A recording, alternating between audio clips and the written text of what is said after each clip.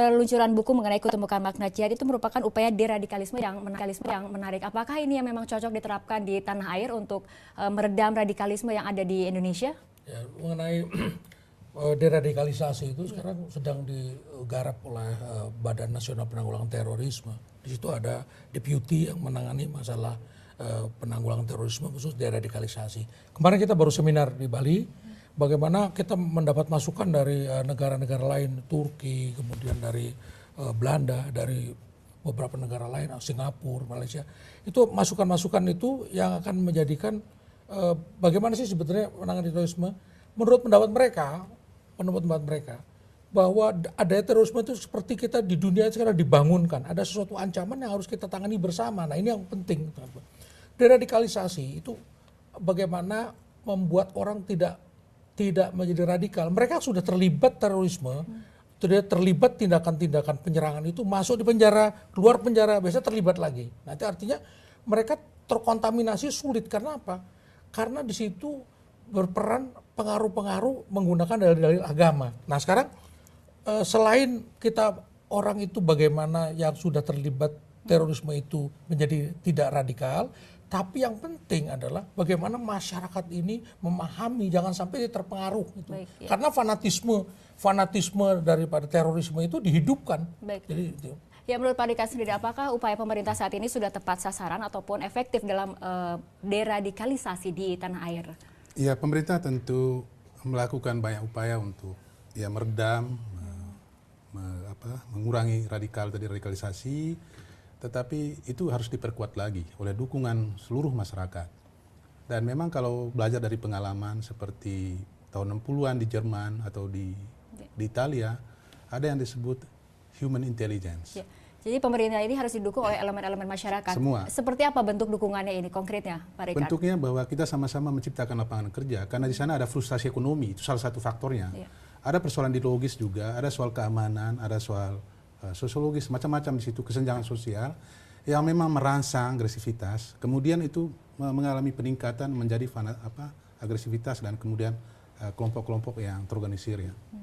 Tetapi kalau pengalaman beberapa negara seperti Jerman dan Italia, memang kesejahteraan itu harus dibuat merata, tapi kemudian orang-orang yang didikasi terlibat didekati secara baik-baik. Yang istilah mereka ada human intelligence, jadi ada orang yang lalu dimasuk ke dalam tetapi dia dibujuk sehingga pikiran lebih terbuka. Karena apapun juga kalau itu tidak dilakukan, jadi berpengaruh pada ke psikologis dari mantan teroris ini dan ya, lebih ke kesejahteraannya ditingkatkan lagi, itu yang menjadi upaya yang lebih efektif ya. Kemudian kita ke Prayitno. Prayitno, apakah ada informasi menurut Bapak tentang adanya ribuan situs mengenai radikalisme atau terorisme yang kemudian sebagian besar diaksesnya oleh pengunjung dari Indonesia? Betul. Memang kemarin pada saat seminar disebutkan ada sekitar 6.000 situs ya. 6.000 situs. Radikal. Itu sekitar menurut Ketua BNPT Pak Ansyad Mba itu sekitar 80%-an itu yang mengakses orang Indonesia. Ini agak mengkhawatirkan sebetulnya. Jadi situs yang seperti itu bisa mudah mempengaruhi. Orang yang pengetahuannya masih bawah dipengaruhi gampang. Nah ini kembali kepada mengenai ancaman-ancaman tadi ya. Saya melihat yang diancam di dunia ini Amerika. Kemarin pada tanggal 10 itu Menteri Luar Negeri Amerika Hillary Clinton mengatakan bahwa keberhasilan menangani ancaman terorisme itu ditangani yang pertama oleh militer, yang kedua oleh intelligence, yang ketiga penegakan hukum. Ya, dengan kondisi seperti ini tadi dilihat ribuan situs terorisme ternyata yang mengakses adalah pengunjung dari Indonesia. Apa kira-kira yang harus dilakukan pemerintah? Ya, yang dilakukan ya ini tugasnya Menkominfo, saya kira perlu membatasi urusannya ya? Menkominfo, karena kalau urusan situs kan urusan Menkominfo. Bagaimana kita mengamankan. Yang kedua, bagaimana kita seperti Pak Richard tadi mengatakan bahwa urusan terorisme itu bukan hanya urusan polisi, bukan urusan tapi ini tanggung jawab dari kita semua, bangsa Indonesia. Ya, Amerika pun mengatakan bahwa strategi terorisme di Amerika terakhir berada di pundak rakyat Amerika. Baik, menurut Pak Rikard sendiri bagaimana nih? Nah ini kan masalah kita. Jadi keseriusan itu dituntut karena memang terorisme itu gejala global. Tetapi dalam kenyataannya kita dibandingkan negara kita lebih banyak ancamannya. Ya. Pertama faktornya mungkin kelemahan masih pada kita dalam aspek prevensi, tetapi juga yang kedua jangan-jangan ancaman itu ancaman besar. Sehingga kekompakan kita sangat dibutuhkan untuk mematahkan kekuatan ini yang bersih kemanusiaan sangat membahayakan.